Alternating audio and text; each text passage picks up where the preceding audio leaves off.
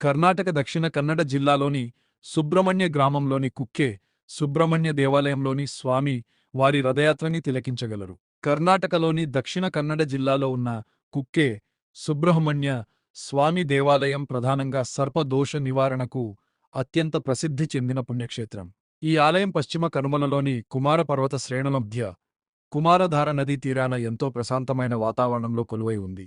ఈ క్షేత్రం ఎందుకు అంత ప్రసిద్ధి చెందిందో ప్రధాన కారణాలు ఇక్కడ ఉన్నాయి. 1. సర్పదోష నివారణ క్షేత్రం భారతదేశంలో సర్పదోషాలు, నాగదోషాలు లేదా కాలసర్పదోషాల నివారణకు ఈ ఆలయాన్ని పరమ పవిత్రమైనదిగా భావిస్తారు. జాతకంలో సర్పదోషం వల్ల వివాహం ఆలస్యం కావడం, సంతానం కలగకపోవడం, చర్మ వ్యాధులు లేదా వృత్తిపరమైన సమస్యలు ఎదుర్కొనేవారు ఇక్కడకు వచ్చి పూజలు నిర్వహిస్తారు. 2. విశిష్టమైన పూజలు. ఈ ఆలయంలో నిర్వహించే 2 పూజలు ప్రపంచవ్యాప్తంగా ప్రసిద్ధి చెందాయి. సర్ప సంస్కారం. ఇది 2 రోజుల పాటు జరిగే సుదీర్ఘమైన ప్రక్రియ. గత జన్మలో లేదా ఈ జన్మలో తెలియక చేసిన సర్ప హత్యా దోషాల నివారణకు ఈ పూజ చేస్తారు. ఆశ్లేష బలి.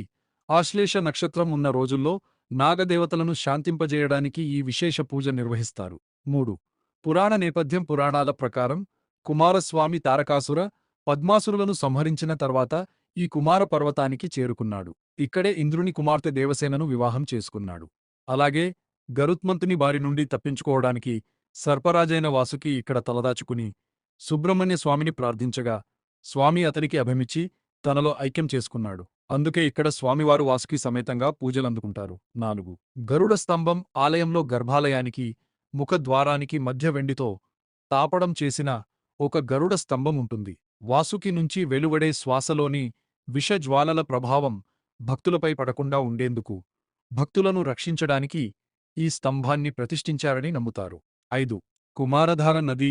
ఈ ఆలయానికి సమీపంలో ప్రవహించే కుమారధార నదిలో స్నానం చేయడం వల్ల చర్మ వ్యాధులు నయమవుతాయని భక్తుల నమ్మకం. స్వామివారిని దర్శించుకునే ముందు ఈ నదిలో స్నానం చేయడం ఇక్కడి